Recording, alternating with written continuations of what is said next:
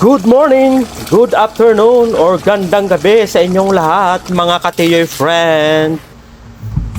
Nandito na naman po tayo sa ating kusina at sasamahan nyo naman ako sa aking pagluluto. Tayo ay magluluto ng chicken ginataan.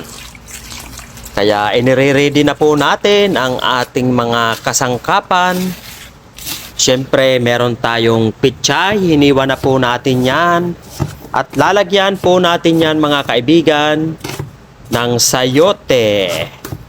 Siyempre ihahanda na rin natin yung ating sibuyas at bawang. Tatadtarin na rin natin yan mga friend. Samahan din natin yan ng luya. Siyempre magigisa na po tayo. Ilagay na po natin yung ating sibuyas. Kaya sa umagang ito mga friend, tayo'y magluluto na muna para sa ating ulam. Ilagay na po natin yung ating luya. Masarap na naman ang ating recipe ngayon. Simpleng recipe at mapaparami naman ang ating kain. Inilagay na natin yung ating bawang mga friend. Continue lang tayo sa ating paghahalo. Ayan. At ilalatag na po natin yung ating chicken.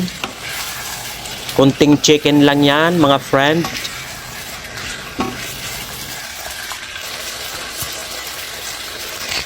Dagdagan natin yan ng asin, paminta. At muli halo-haloin natin yan mga kaibigan.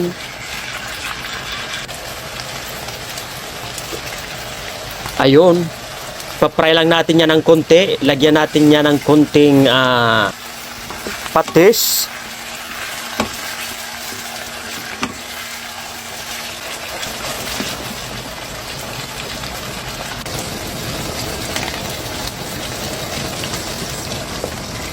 Siyempre ilalagay na po natin yung gata. Ayun, talagang mapaparami na naman ang kain natin ito mga kaibigan. Sarap na naman tayo sa ating luto ngayon. Habang pinapakulo natin, ilagay na po natin yung ating kunting sayote. Lagyan natin yan ng kunting sili para ganahan tayo sa ating pagkakain. Kunting halo-halo mga friend.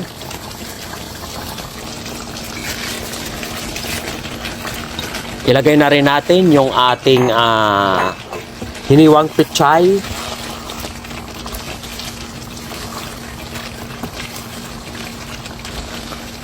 Ayan, ayusin lang natin yung ating paghahalo.